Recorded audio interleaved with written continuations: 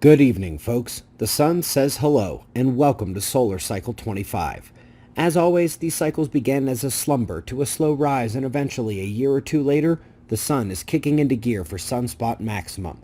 We're 20 months into the cycle, right on time, and while the sun won't reach cycle maximum for at least another year, we've got big booms and they're aimed at Earth.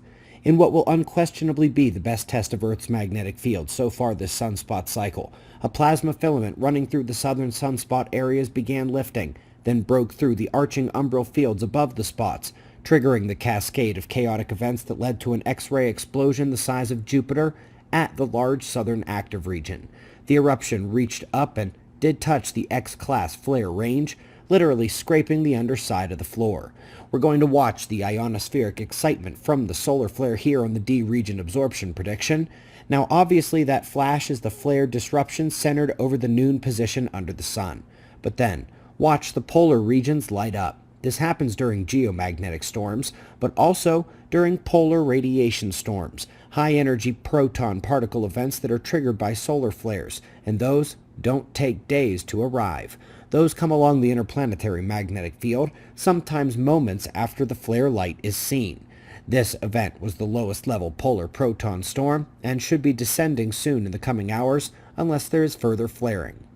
Now as we watch for further flaring, we'll have to take a look at that eruption itself and the CME that is certainly coming with it.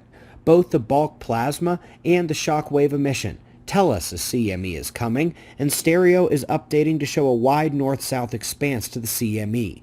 Earth is off to the right in this frame.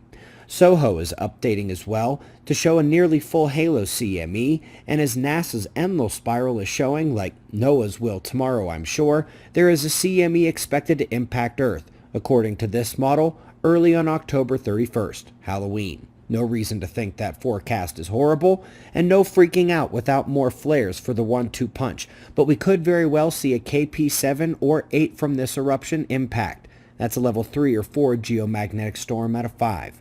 More analysis in the morning. We'll see you then. And be safe, everyone.